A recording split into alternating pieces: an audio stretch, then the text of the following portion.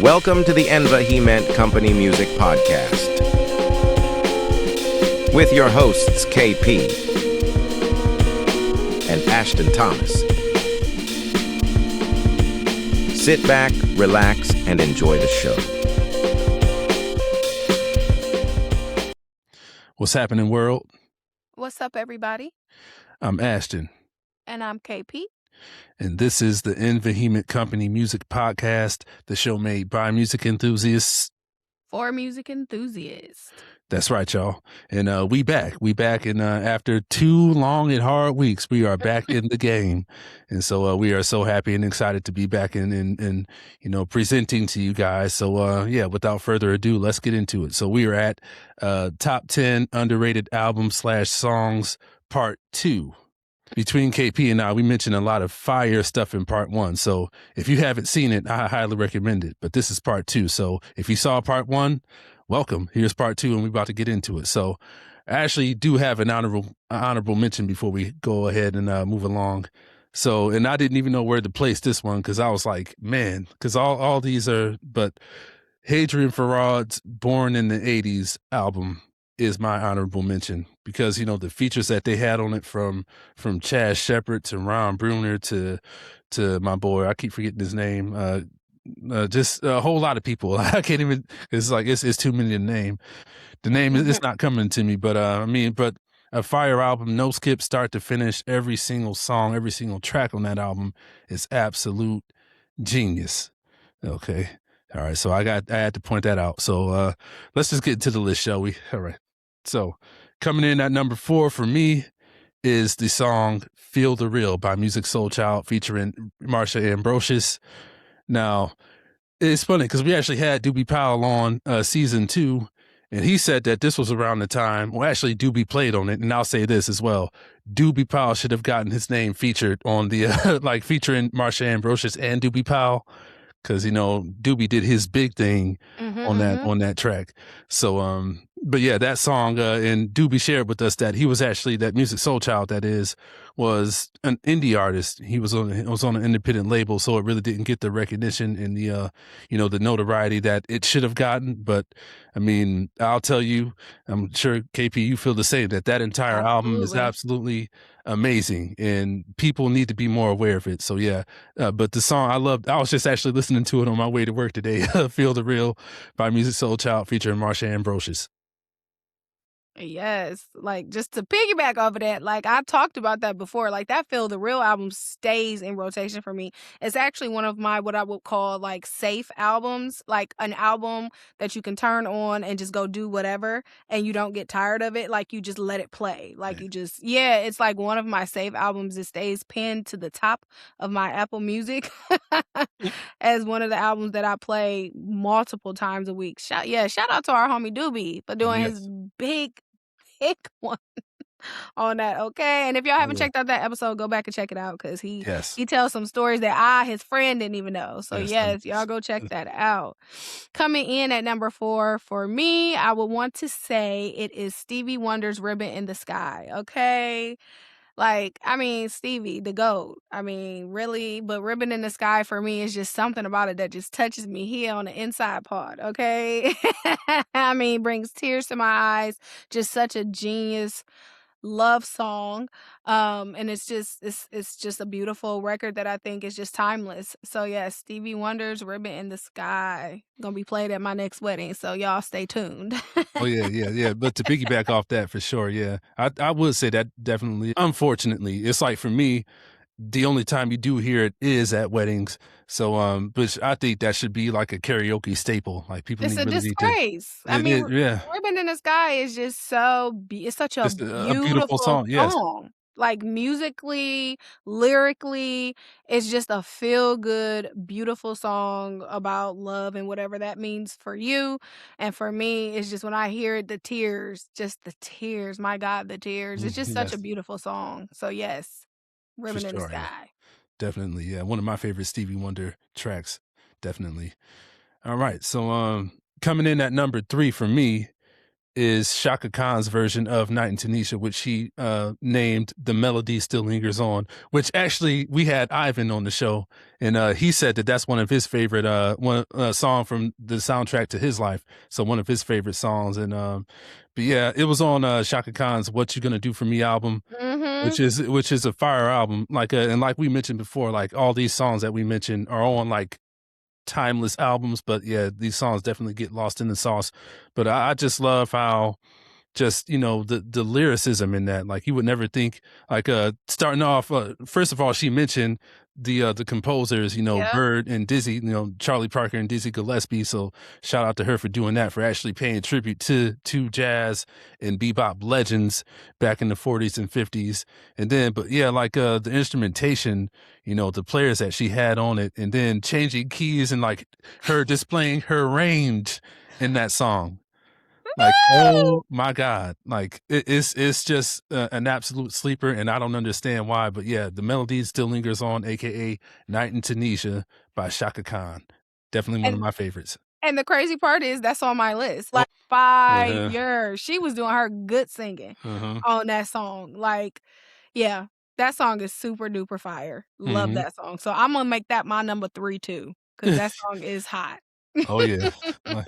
Hey, you can't go wrong with it. That's just man, us music enthusiasts, we know, but like this one should appeal to the masses. So if you don't know the song we talking about, pause this. Don't walk, run to your smart device, your other smart device, and go and wherever you go listen to music to. If you got a stereo system, go ahead, bump that, play it loud so all the neighbors can hear it as well. Because that thing, I mean, both the studio, the album version, and live at the Roxy. Because she doesn't even do it in the same key, and then like she has different, like a whole, like a almost an entire different arrangement of that one particular song too. So y'all go ahead, listen to the studio version and the live version, live at the Roxy, 1981. You had Steve Ferrone, you had Anthony Jackson, you had the Brecker Brothers on horns. Okay. A crazy period. lineup. All of that. All We can just of go on that. and on talk about it. Oh yeah, we can. Literally, yeah, Shaka, come on now. Man, Like that's my what? baby. What can I say? All right, so coming in at number 2 is the song Institutionalized from Kendrick Lamar on his To Pimp a Butterfly album. Now, we all know To Pimp a Butterfly, that album was actually very successful. It won multiple Grammys back in 2016. And just thinking about it, it takes me back to his performance at the Grammys that year, and how like everybody was just standing up and was just absolutely spellbound, like couldn't move or nothing. Like what a breathtaking performance. But on To Pimp a Butterfly, you had songs like We Gonna Be All Right and I Love Myself and God Is Gangsta, Wesley's Theory featuring Thundercat and George Clinton. Like it's really a no skip album from start to finish, but Institutionalized was really the song that really resonated with me the most. Cause I mean, it starts off like if you didn't know any better, it has like an interlude, I should say, of one particular song, and then it just shift the gears and it goes to really this cool jazzy vibe, the rows and everything. And it's funny. I'll say this. I don't mean to be long winded, but I'll say this right here. I actually saw this one trio play that particular tune at the Sam First Jazz Club out in LA. And like it started off with the piano. Of course, he played that 1 minute interlude in the piano, and then shift the gears, changing the keys, and like you could literally see the bass player and the drummer. They just shook their heads like, man, because like the way it happens, it's like, oh my Lord, it's your hairs raised up on your arm, at least for me. So, but yeah, that's definitely one of my favorite tracks. It features Snoop Dogg, it features Anna Wise, it features Bilal. So that song in particular is definitely one that I feel people need to get with the program on. Institutionalized by Kendrick Lamar. And the craziest thing is I've been listening to Real by Kendrick Lamar featuring Anna Wise, which is just, first of all, we're gonna have to hip y'all onto Anna Wise, because she really does not get the recognition that she deserves as an artist. My God, today. Okay. About to preach in here. Anna Wise, if y'all have never heard of Anna Wise, y'all need to really go check out her own catalog, okay? Not just like the features that she's on, which are incredible, but Anna Wise is an incredible artist in her own right. Go check her out, please. Okay. Side note. Mhm. And comma. Okay, my number 2 is Jill Scott's Crown Royal because clearly, I mean, do I even need to say anymore? My Need God. I I say mean, more? need I say more? First of all, this is Jilly from Philly, my Mhm. fave, okay?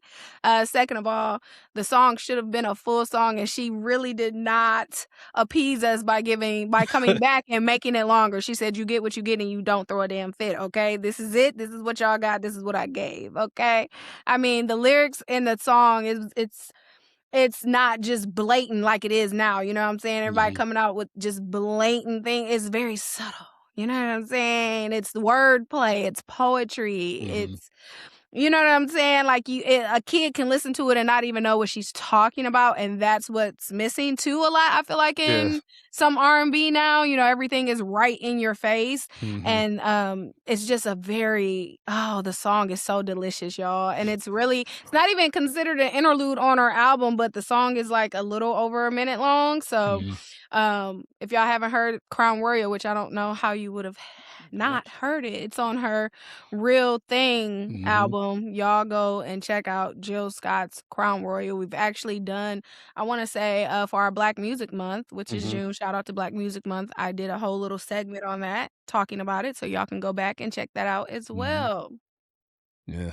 And, I'll be honest, I didn't wanna say it, but you kind of alluded to it. I was kinda, like, a little, upset that it wasn't a longer song 'cause, like, 'cause, I Everybody mean, is. it really it didn't take I'm not saying it took me the entire minute or so to actually get into it. It's like, man, they coulda kept this going. What I will say is that, I mean, well, maybe my band will do it, but I'm gonna have to I'm Mm. gonna have to do a full live arrangement, make it longer, just to feed that inner hungry of wanting it to be longer. So Okay, now I'm listen, gonna don't have to threaten me with a good time, okay?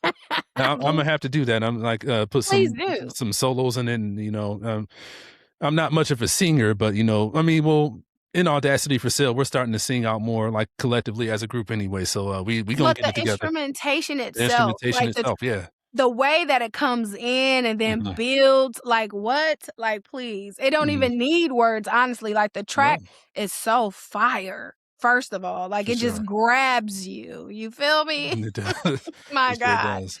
It's For so sure. good. Yeah. Yeah, Crown Royal by Jilly from Philly. Come on now. I'm And then, I mean, putting well, it in number 2. that album was killer because he had like songs like Whenever You're Around and what Yeah. else? The It Real Thing song. Everything on that album was so Yes. fire because she was coming off of a divorce. So it was a very vulnerable, open wound kind of album. So you had Crown Royal, like you said, whenever Mm, you're around, you had Real Thing on mm, there. Hate on Me, mhm, My Love. Listen, oh my God. Yeah, All I like it was a very sensual but vulnerable album. Like just mhm. walking into her new like singleness and all of the feelings with that. And I always watched that live version of Crown Royal where Adam Blackstone was her MD at the Yes. time.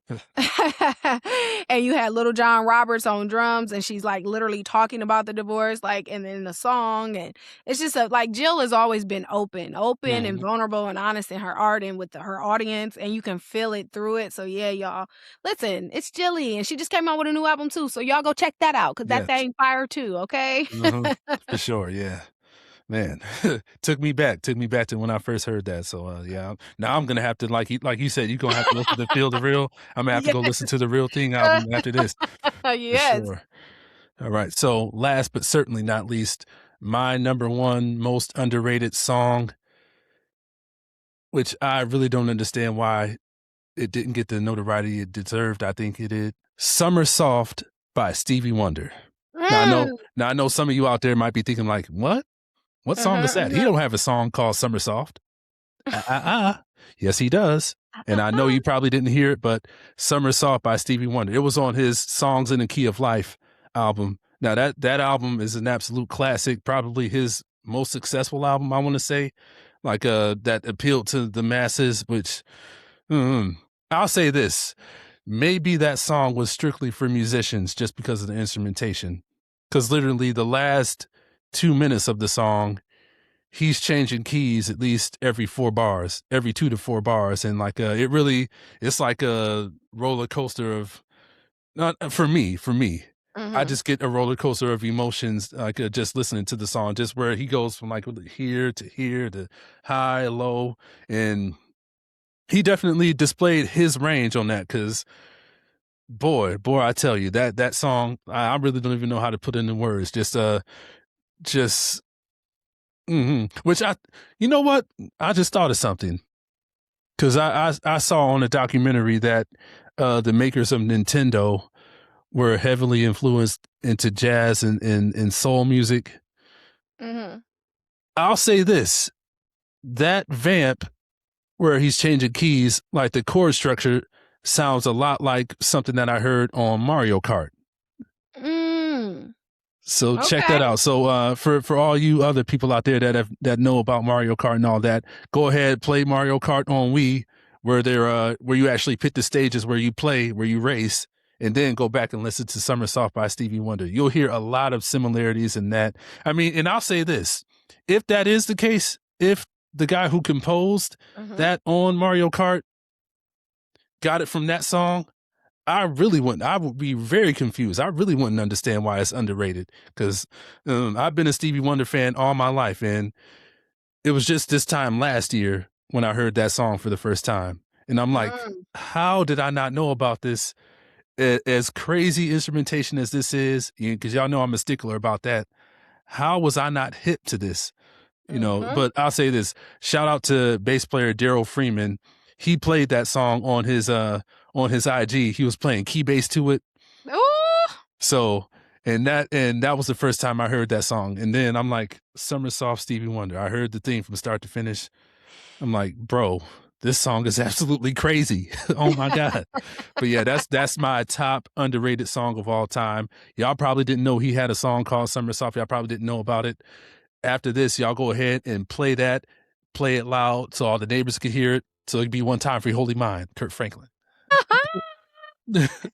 Okay, y'all. So my number one underrated song is Been So Long by Anita Baker.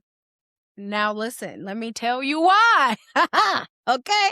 So it's on an already amazing, stellar album. So I feel like it got outshined by like Sweet Love and Caught Up in the Rapture, No One in the World, Same Old Love. Like this is all on the same album, y'all, okay?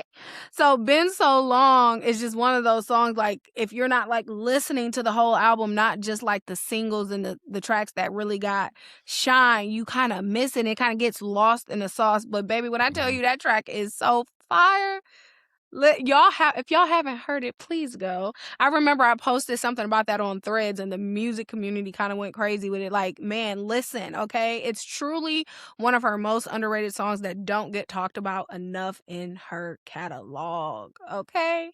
Been so long, dun, dun, dun. And the way it like switch it, like what? Y'all gotta go check it out. If y'all ain't heard it, go check it out. No, yeah. Auntie Anita Baker, okay? Been So Long. Super underrated. Definitely one of my top 5 Anita Baker songs of all time, for sure. Yeah, I don't even know how I didn't think about that, but I love that song too. So, isn't it? I mean, we're music heads. You feel me? Like, sure. I mean, I feel like if you know, you know. If you know, you know. Yeah. Like if you know, you know. But like Auntie did her thing on that John. Okay. Yes. Yeah, super fire.